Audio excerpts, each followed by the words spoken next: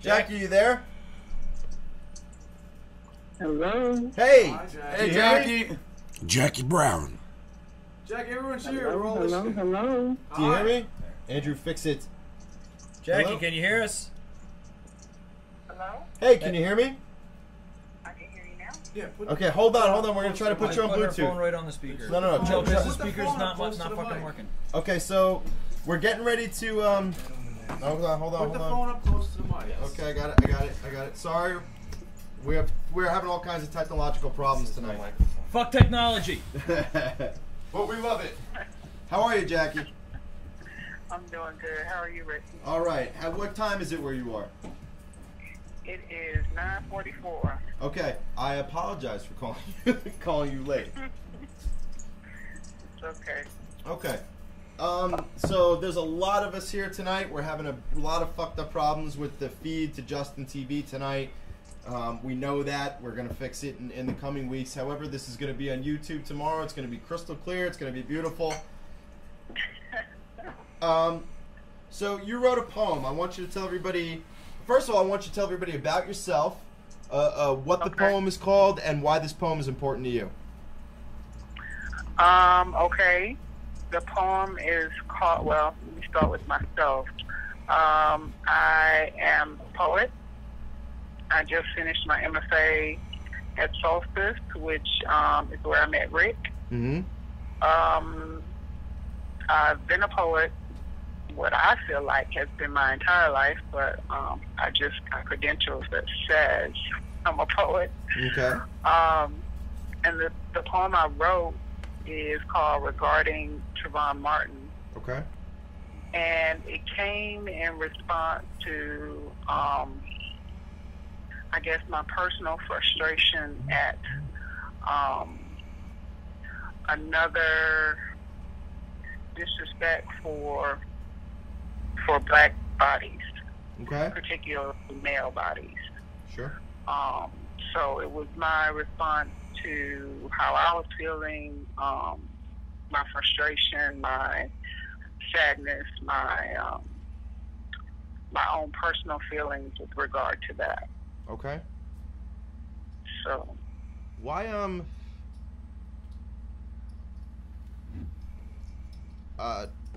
I'm trying to ask questions that I feel like are maybe important, whether they be difficult or not. oh, sure. I feel like a lot of people are find it important to just continue to move on from issue to issue, and from one incident to the next. Why do you feel it's important to keep this issue alive, and how do you feel about I guess I want to say the climate in this country that keeps this kind of thing alive? Well, a lot of people have the luxury to keep moving past this sort of thing. Unfortunately, I don't have that luxury. Mm-hmm. I am a woman of color. I am married to a man of color. I have a son who is of color, obviously. How old's your son? My son's 21. Okay. Well, he'll be 21 in September. And so it's always an issue and a fear bubbling under the surface for women who are the parents, the mothers of black boys. Mm-hmm.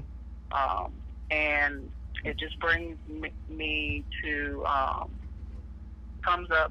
It makes me think about a situation where we were at workshop this past residency, and we were workshopping a poem that I had brought to workshop once before. And what started as a simple haiku poem with regard to my son, and basically it was addressing him coming home from work. He had worked a late shift, Sure. which was what the poem was called. He had come home from a late shift, and I was waiting up, as I always do, when, I know he's going to come home late. Sure. And the question came up in class, why is this poem relevant? Why is this poem important? Because it's a feeling that all mothers have with regard to their children, with regard to, being concerned about them, particularly when they're out late. And I didn't have an answer immediately because I identified with that, and that made perfect sense. That is a common feeling. But, as I went back to rewrite the poem and consider the comments that had been made, and kind of like scratch beyond the surface of the initial impetus for the poem, what I realized is that it's not just a mother's concern for a child, it's a black mother's concern for a boy, a black boy whose life isn't valued. It's her concern that, he could be anywhere at any time, driving black, walking in the wrong neighborhood black, right, in a convenience store black. There's always, the potential for something to go wrong by virtue of his skin. And so that's a fear that all mothers do not have. Okay. Hold on. Fear, My buddy Stones, who's on the show, wants to ask you a question. I've just, I think we can all respect all of your viewpoints on this matter. I just have two simple questions for you. Absolutely. Number one, do you think that there's a solution in the future? If you do, what is that? And the second question I have is, do you think that progress has been made and that we're heading in the right direction?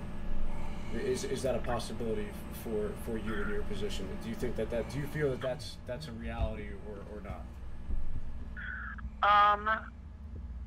I don't personally feel that that's a reality that I will enjoy in my lifetime. And that's a sad admission, but I feel that it's an accurate one, at least in my position. I feel like for as far as we've come and for as much as we've seen happen in our lifetime, and for as many advances as we've made as people of color, certain things have remained constant.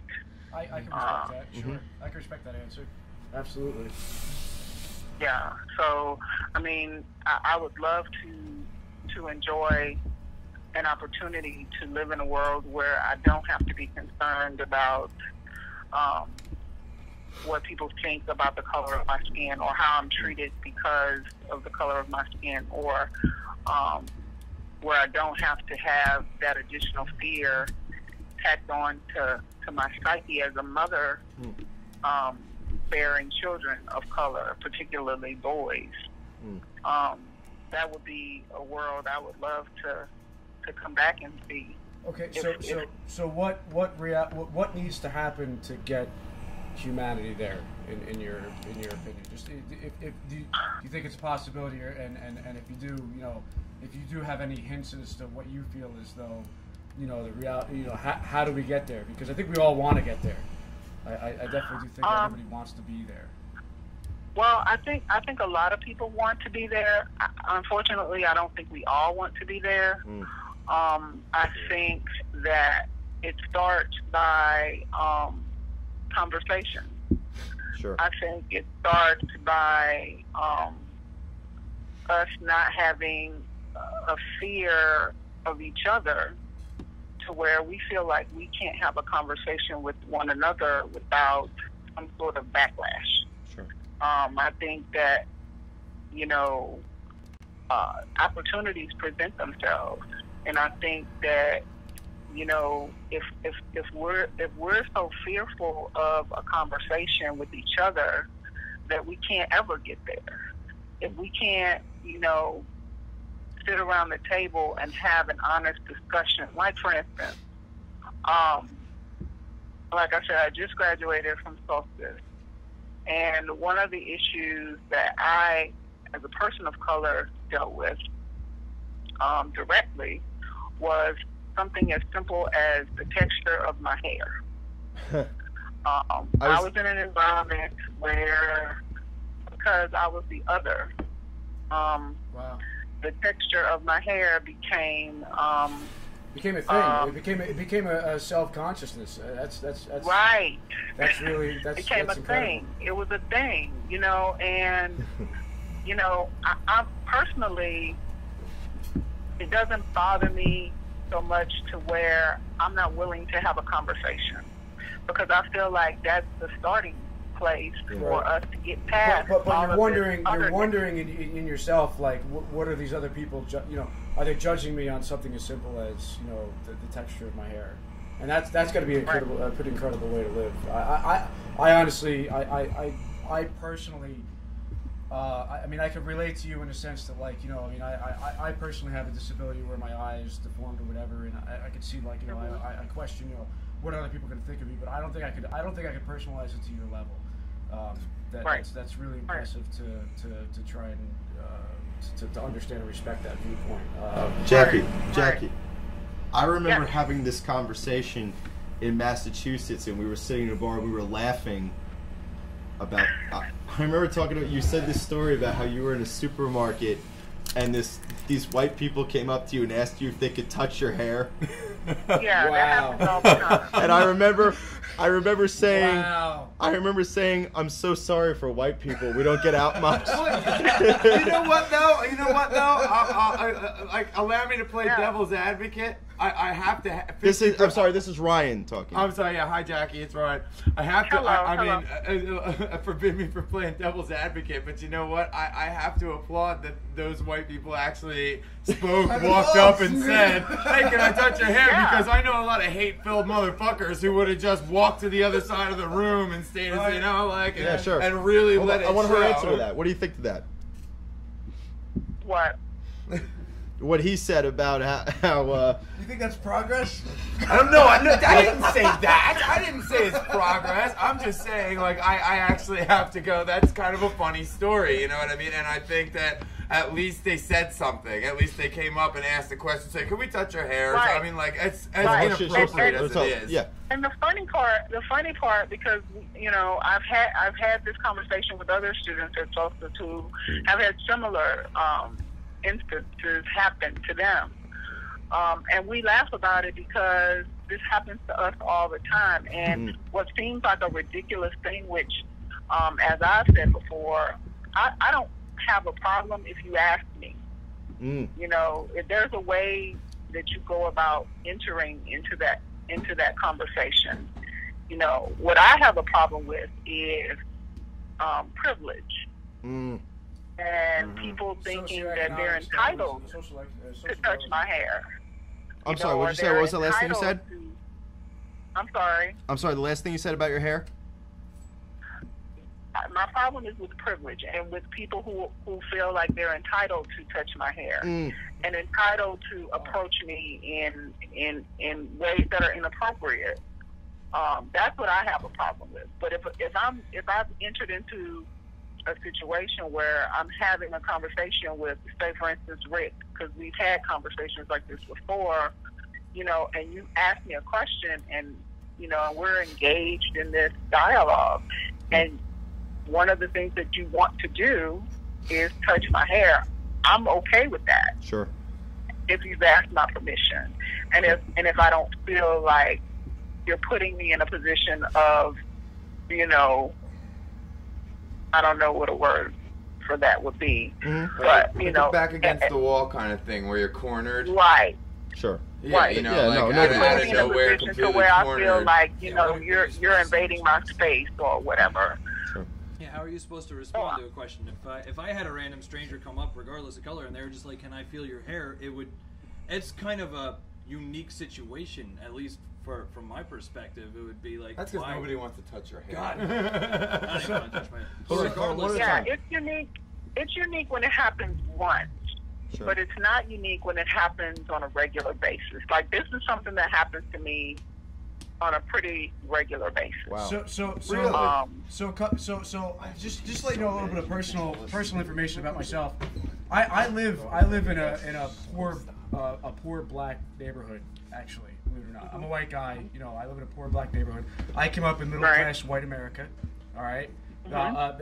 Maybe even semi-upper middle class. Like my father, he came from funeral home money, but he didn't have it, you know. So it was like lower / upper middle class white family. That's where I grew up, and I currently now live in a low-income black neighborhood.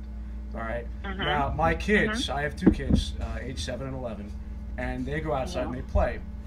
And when they encounter, you know, other people in the neighborhood, you know, I always enforce with them that, you know, there is no issue of color or anything like that. But on occasion they'll encounter a force in the neighborhood of somebody of color that will try and dominate the neighborhood. And I try to reinforce with them that, you know, listen, you know, there's no issue with color. You know, he has a friend, you know, he's quite a few, you know, Hispanic and people of color friends, but one, you know, one of his friends in particular is of color, and like he donated his bicycle when he was 7 years old to another family for Christmas because they didn't have a bike. Like he gave up his bike, so I would loan him my kid's bike all the time because like he straight out was like, you know, I gave these kids, you know, this other family my bicycle or whatever. And I think that that's a really good family and a really good example.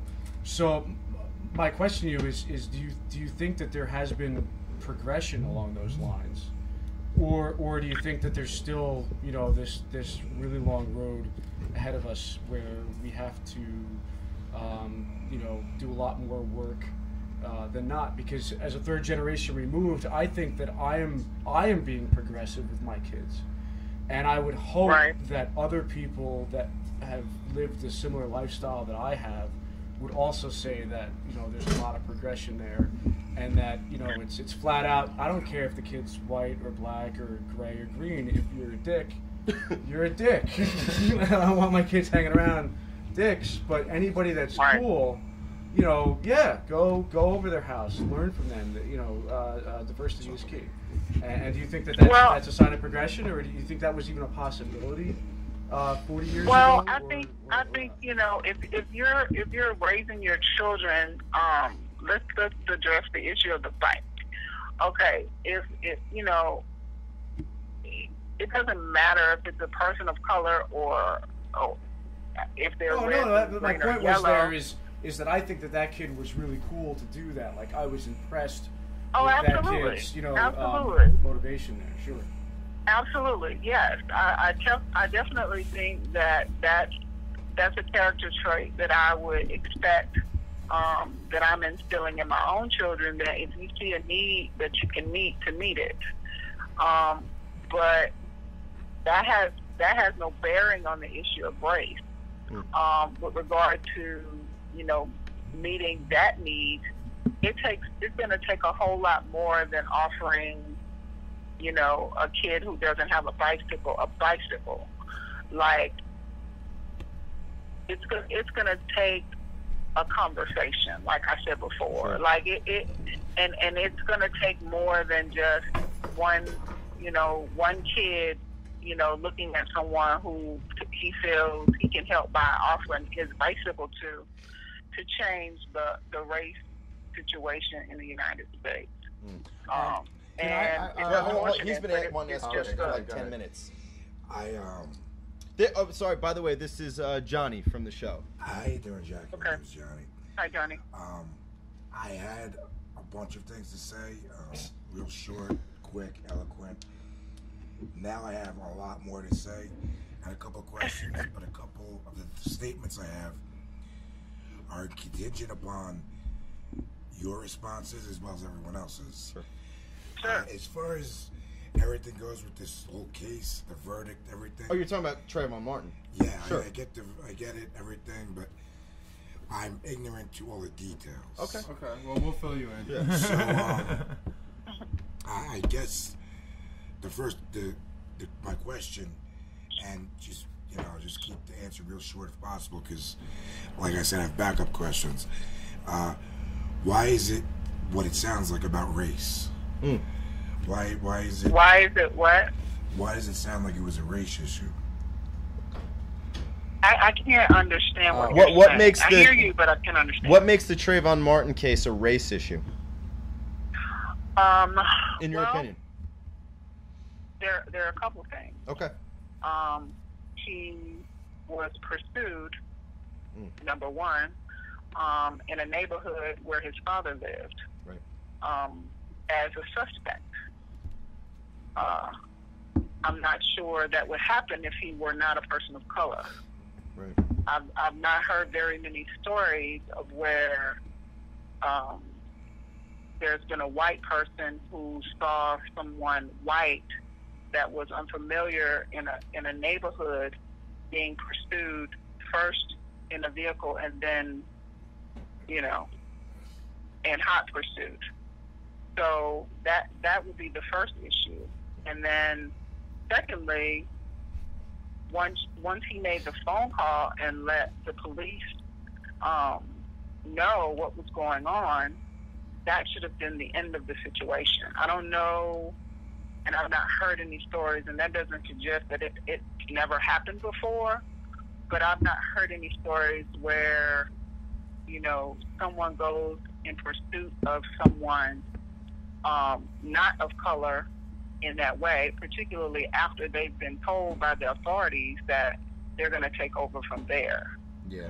Yeah. So that gives me pause and makes me wonder what was so particularly special about this young man that made that person, being George Zimmerman, want to go in hot pursuit of him when he was simply walking home.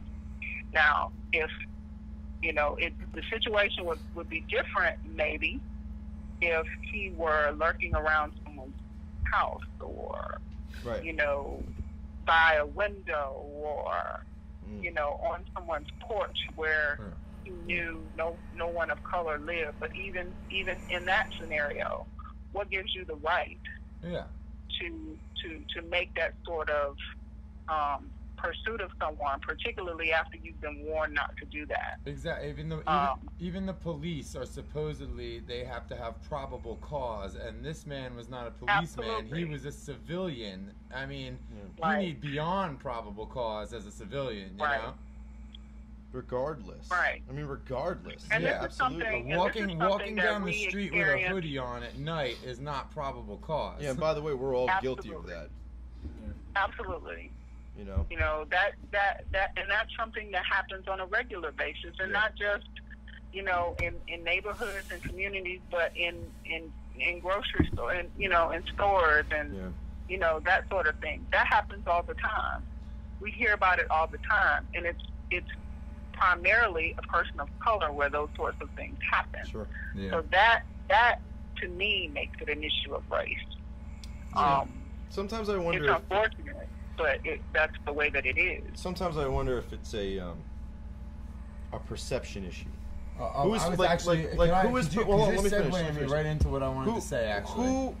It depends on who's perceived as a Well- bad person or who. Like I can Right. remember being young and having piercings and having long hair or a mohawk or anything. Yeah. And walking into a convenience store, being followed around, being fucked with by the people that work there because their perception of me to have those Right. things was a negative thing. Yeah.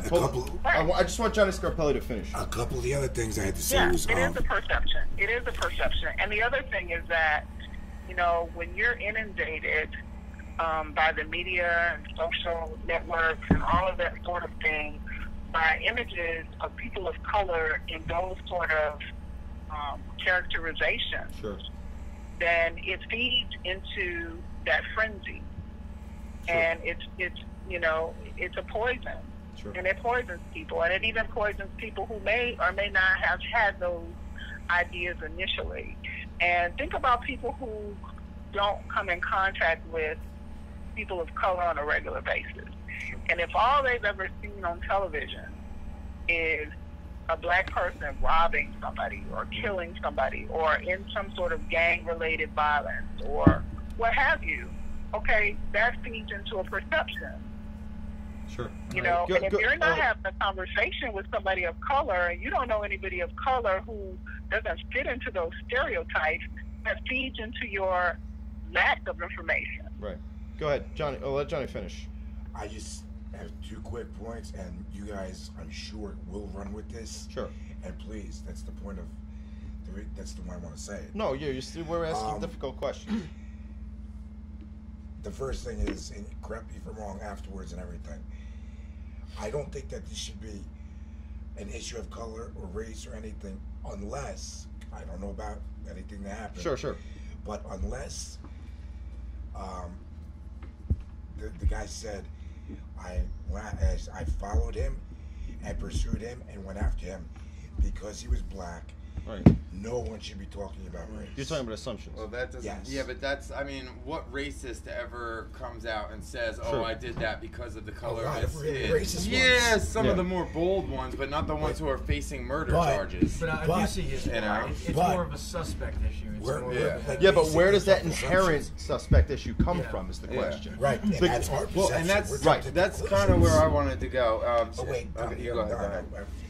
And it all ties into where I was going to agree with you, Jackie. Like, nothing is going to change unless everyone just stops. Right, and we have a Right. conversation. Unless what? But we're making it. He said no, you know, nothing is ever going to change unless everybody just stops. Like alluding to what you were saying before is positive, forward-moving conversation where we are all able Right. to just let Right. things go and just start talking and let the fear go and let the enlightenment Okay. come in. Oh, let him finish. You know, like, okay, I'm agreeing with you, but I'm also, with all due respect, I'm also telling you that part of your approach to this is part of the problem, because the more we talk about things need to change instead of just changing them, we're not going to get anywhere. Well, I think putting the message out You're there. that things absolutely have right. changed. Yeah, she just said you're right. But you have to take those steps, and this is Right. Yeah. and this The is steps the are not bigger working. part of the problem. You're right about that. And You're those right. steps aren't being taken. Those steps aren't being taken, and Right. I don't know personally. I can only be in charge of myself. I can only be in charge of Right. what Jacqueline does and what Jacqueline puts into the universe. Okay. You can only be in charge of So your experience. I can invite. We're taking turns. I can invite people into my sphere. Sure. And I can have these conversations with people that I invite, but it doesn't always go in the other direction.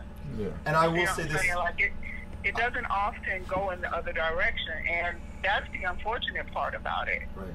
You know, there are opportunities for people to have that back and forth conversation, but it's not happening. Right. And I It's will not say this. happening. I will say this for just to put it out there.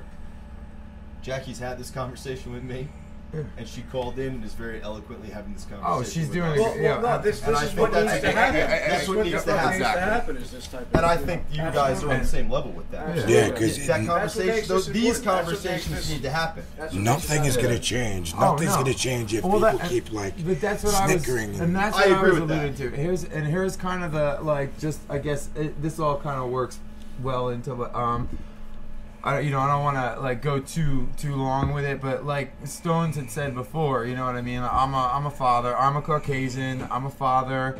I live in a trailer park in New Jersey, low income housing. Actually, it was privately owned when I moved in, so you had to pay your bills. You had to either put a down payment or buy your trailer outright. And it's since been taken over by the government. It's been graded for Section 8, everything like that. They're moving in Hurricane Sandy victims, all kinds of people and stuff like that. And but even when it was privately owned, when I was there, it is a melting pot. It's an absolute melting pot between there's a lot of white people, a lot of black people, a lot of Hispanic people. Just people all over the place, and and the thing that I notice inside there, and I mean you have your troublemakers, you know what I mean, and they're all shapes and sizes, all different colors, and a lot of them happen to live on one specific street, and we all know what's going on over there. And it has nothing to do with what color you are or who you are. It's just the simple fact that, you know, we know that the people scoring fucking heroin and crack and who are getting into all kinds of trouble are on this one street. And then there are 3 other blocks of us away from there who get along great. You know, our kids play together. And I remember, like, when the hurricane happened and nobody had power, the Ortiz family had a generator. My family still had propane flowing to the kitchen so we could cook food. And then there was a lady up the street who still had a working vehicle and everything like that, hadn't been crushed by a tree, you know what I mean? So she was giving rides, I was cooking for people's kids, and you could go down the street to the other family's house and you could use your cell phone and everything, and we all kind of banded together, and we've just been like that, you know? Ryan talking? Is this Ryan talking? Yeah, it's Ryan. Yeah, it's Ryan. And we've all just, and you know, it's been like that. Even like, you know, and it was nice, really, really nice to know, especially when the shit hit the fan like that and there was no cops coming in, nothing happening. You know, we all just kind of formed a little circle and circled the wagons and took care of each other and everything was okay.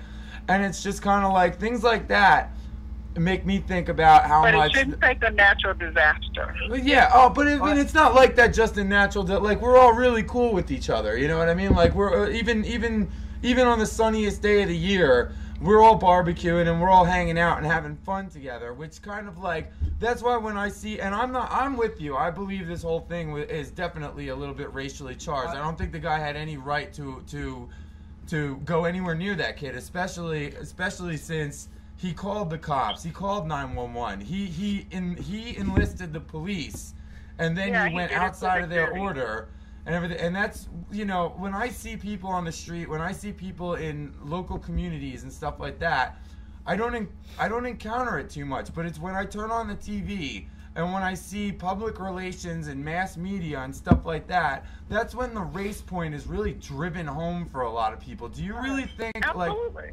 Do you think that it's an inherent thing within our society, or do you think we're kind of being force-fed, you know, racist ideas and racist bullshit? I don't think most of us actually believe it. Go ahead, Jacque. Yeah, you're absolutely being force-fed. And then, you know, like we've already discussed, it's a perception. So in order to change the perception, you have to do something. Sure. You have to deny what you're being. So this is my thing. If we're in a car together, if Rick and I are in a car together, and we're pulled over, under suspicion of some illegal activity, okay?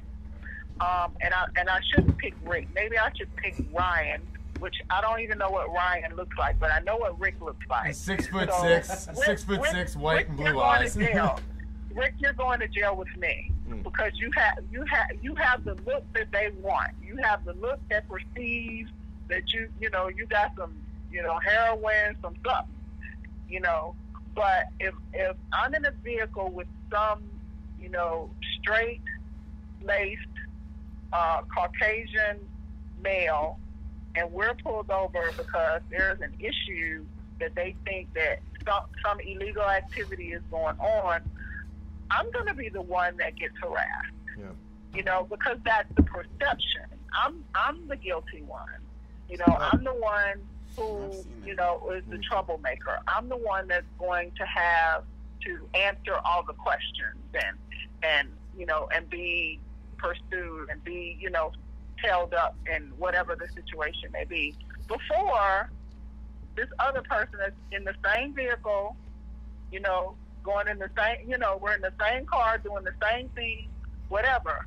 But I'm going to be the most likely suspect just by virtue of the color of my skin. That's the thing that has to change. I agree. That's the idea that has to change. Jacque, I don't think there's a single person here that wouldn't agree. You are a great guest. You are eloquent. You answer questions absolutely beautifully. You're willing to tackle a difficult fucking shit with us, and I appreciate that. However, we do need to bring this conversation to a close. We got to air your poem. Okay. You got to come back though, Jackie, because I got some questions for you. Oh, No, but you know what? she It's will, not she even will. that. No, no, We have hold to, on. This is a great conversation. I want you to just say what the name of your poem is, why you wrote it, Okay. and what you hope for. Just talk about it just a little bit, and then we're gonna have to. Unfortunately, we're gonna have to cut you off. That's perfectly fine. Mm-hmm. The poem is called Regarding Trayvon Martin. And what I hope is accomplished by listeners to the poem or readers of the poem is that they think about the person before the flesh. I hope that, the person is given a chance before the perception at all times, no matter, what the situation. The person before the perception. Well put. So, We agree. Well put. Great. Everyone Great. agrees. Very, very well put. That's a very, very insightful Everyone turn of agrees. phrase for this particular situation, and I think we couldn't agree more. Absolutely, Jackie. Thank you so much for calling in. Thank you for this. This has been great. Thank you, Jackie. We Thank you. will have you guys you have on a again. great evening. We and I will hope you have- enjoy the poem. We will have you on again. We're gonna We're air your definitely poem. doing the poem. We're airing it. We're airing your poem right now. Hopefully everything's up on YouTube tomorrow. Thank you for everything. When we come back from the poem, we're going to be talking to Negative Traction a little more. We're going to end their video. And we're gonna have some negative traction video. That's I right. can't wait to see this thing. And thank you very much, Jackie Brown. You're welcome. Y'all have a great time. You too. You too. Thank you, Jackie. Good night.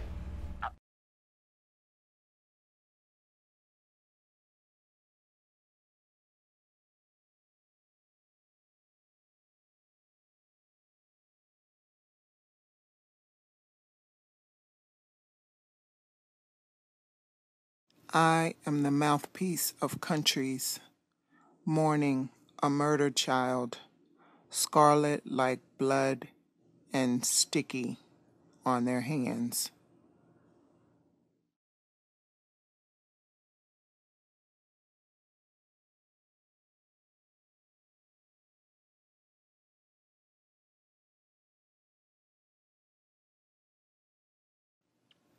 I am the fear that becomes his face.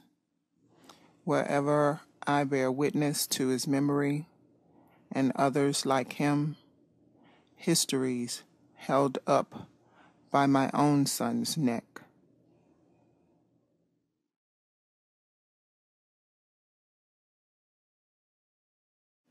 I am a witness, like sky, the seeing center of a violent storm.